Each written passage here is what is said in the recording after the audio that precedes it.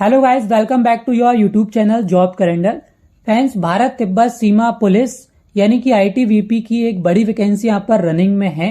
तो आप में से जो भी यहाँ पर इसके लिए एलिजिबल हैं, आप अप्लाई कर सकते हैं।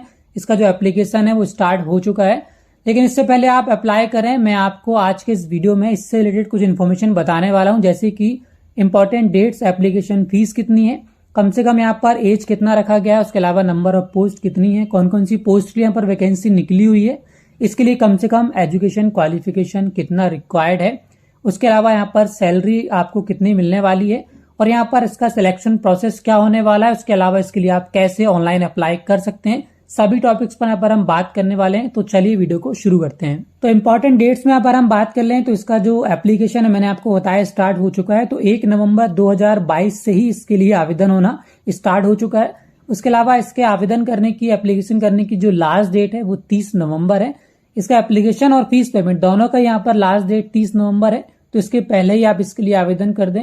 एप्लीकेशन फीस के यहाँ पर हम बात करें तो जनरल, ओबीसी और ईडब्ल्यूएस कैटेगरी के लिए 100 रुपीज यहाँ पर एप्लीकेशन फीस रखी गई है और एसटी एससी कैंडिडेट के लिए यहाँ पर फीस 0 है, मतलब आपको 1 रुपए भी इसके लिए फीस पेमेंट नहीं करना है।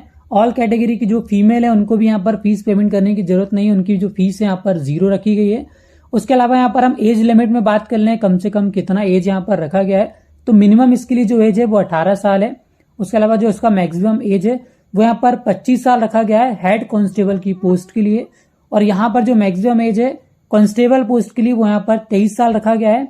और एक चीज मैं आपको बता दूं कि आपकी जो एज यहाँ पर कैलकुलेट होने वाली है वो यहाँ पर 30 नवंबर 2022 तक काउंट होने वाली है, मतलब 30 नवंबर 2022 के पहले ही आपका जो एज क्राइटेरिया यहाँ पर बताया गया है उसके अंदर अगर आप आते हैं तो आप इसके लिए अप्लाई कर सकते हैं। हाँ, लेकिन इसके अलावा आपको एज रिलैक्सेशन भी दिया जाएगा। अगर आप एसटी एससी कैटेगरी से आते हैं तो 5 साल का एज रिलैक्सेशन है, अगर आप ओबीसी कैटेगरी से आते हैं तो 3 साल का, एक्स सर्विसमैन है अनरिजर्व कैटेगरी से तो 3 साल का एज रिलैक्सेशन है, एक्स सर्विसमैन ओबीसी कैटेगरी में 6 साल का और एसटी एससी एक्स सर्विसमैन में 8 साल का आपको एज रिलैक्सेशन भी मिलने वाला है। तो आप यहाँ पर ये चेक कर सकते हैं, अगर आप इसके लिए एलिजिबल है तो आवेदन दे सकते हैं। उसके बाद नंबर ऑफ पोस्ट की हम बात कर लें तो कुल यहाँ पर 293 पद है, जिसमें से आईटीबीपी हेड कांस्टेबल टेलीकम्युनिकेशन की 126 पोस्ट हैं, आईटीबीपी कांस्टेबल टेलीकम्युनिकेशन के लिए 167 पोस्ट है। तो यहाँ पर ये चार्ट मैंने आपको डिस्प्ले किया है, यहाँ पर अपने आप कैटेगरी वाइज भी कितने पोस्ट किस कैटेगरी के लिए हैं आप देख सकते हैं। उसके अलावा आपको मैंने एक और चार्ट यहाँ पर डिस्प्ले किया है जिसमें से 126 पोस्ट जो हेड कांस्टेबल की हैं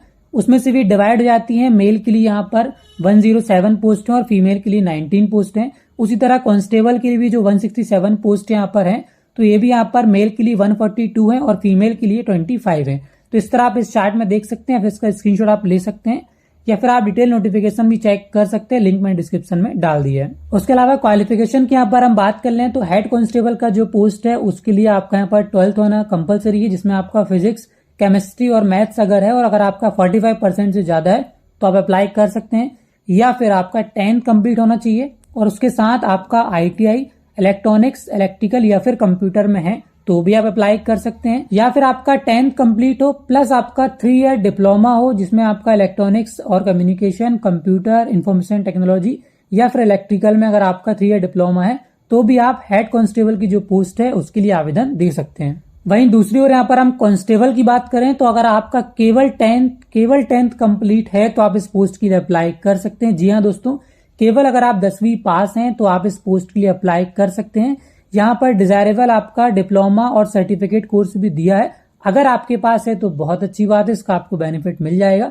लेकिन अगर आपके पास कुछ भी नहीं है, आप केवल 10th क्वालिफाइड हैं तो भी आप इस पोस्ट के लिए अप्लाई कर सकते हैं। उसके बाद यहाँ पर हम सैलरी की बात कर लें दोस्तों, यहाँ पर 7 पे से आपका हेड कांस्टेबल की पोस्ट के लिए 25,500 रुपए से लेकर 81,100 रुपए रहेगा। कांस्टेबल पोस्ट की हम बात कर लें तो यहाँ पर 21,700 रुपए से लेकर 69,100 रुपए आपकी सैलरी रहने वाली, तो सैलरी भी यहाँ पर काफी अच्छी है। नेक्स्ट यहाँ पर हम इसके सिलेक्शन प्रोसेस पर बात कर लें तो सबसे पहले आपका होगा फिजिकल एफिशिएंसी टेस्ट, जिसमें आपको 1.6 किलोमीटर का रेस होने वाला है जो कि 7 मिनट 30 सेकंड के लिए, मैं यहाँ पर मेल कैंडिडेट के लिए बात कर रहा हूँ। उसके अलावा 11 फीट का लॉन्ग जंप रहेगा, 3 चांस आपको मिलेंगे इसके लिए। 3.5 फीट का हाई जंप रहेगा, इसमें भी आपको 3 चांस मिलेंगे। फीमेल कैंडिडेट के लिए यहाँ पर हम बात कर लें तो 800 मीटर का रेस रहेगा, जिसमें आपको 4 मिनट 45 सेकंड में कंप्लीट करना है।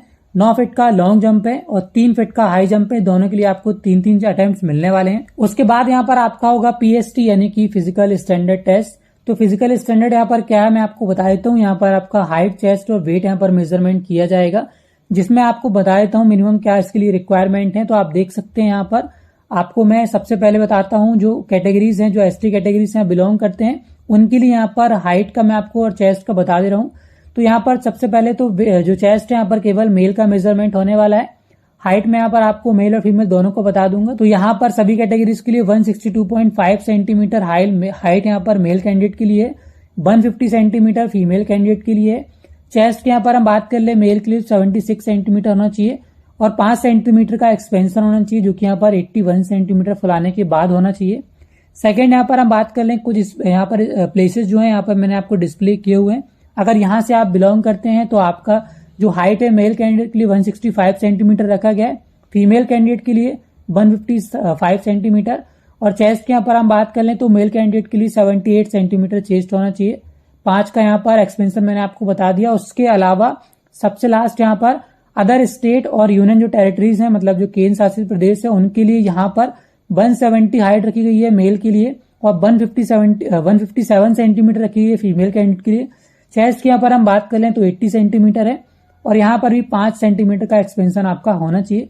तो ये था यहाँ पर मिनिमम रिक्वायर्ड जो आपका फिजिकल स्टैंडर्ड था। उसके बाद सेकेंड फेज में आपका होगा रिटर्न एग्जामिनेशन, जो कि आपका 100 मार्क्स का होने वाला है।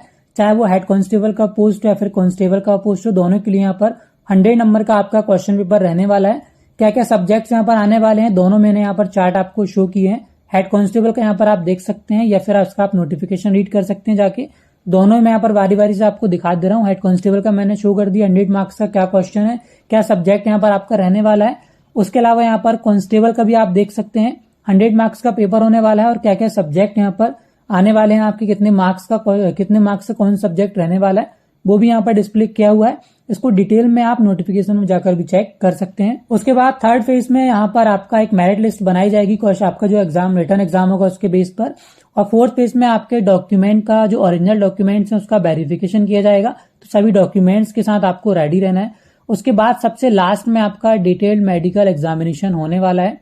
तो यहाँ पर ये भी काफी इंपॉर्टेंट है डिटेल मेडिकल एग्जामिनेशन। यहाँ पर आपको सारी चीजें, सबका आईसाइट वगैरह चेक की जाएंगी, आपके सुनने की क्षमता चेक की जाएगी, सारी चीजें आपकी चेक की जाएंगी।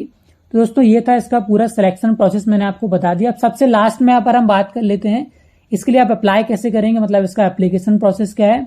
तो मैं आपको बता दूं, इसके लिए आप ऑनलाइन ही अप्लाई कर सकते हैं। इसका जो अप्लाई करने का लिंक है मैंने डिस्क्रिप्शन में डाल दिया है। तो उस लिंक पर आप जैसे ही क्लिक करेंगे तो आपके सामने वेबसाइट ओपन हो जाएगी। सिंपली इस वेबसाइट पर आपको आ जाना है और यहाँ पर देखिए आपको ऊपर न्यू रजिस्ट्रेशन का ऑप्शन मिल जाएगा। इस पर आप क्लिक करके अपना रजिस्ट्रेशन कर सकते हैं। उसके बाद आप काफी आसानी से अप्लाई कर सकते हैं। अप्लाई करने का पूरा प्रोसेस अगर आप देखना चाहते हैं तो आप मुझे कमेंट करके बताइए, उसके लिए मैं अलग से एक वीडियो लेकर आऊंगा। फिलहाल दोस्तों आज के वीडियो में इतना ही। आई होप आपको आईआईटी की जो जॉब रिक्रूटमेंट आया उसकी पूरी इन्फॉर्मेशन समझ में आ गई होगी और वीडियो आपको पसंद आया होगा। वीडियो अगर आपको पसंद आया तो लाइक करना मत भूलिएगा और चैनल को सब्सक्राइब भी कर दीजिएगा, क्योंकि आगे भी आपको इस तरह के इन्फॉर्मेटिव वीडियोस मिलते रहेंगे।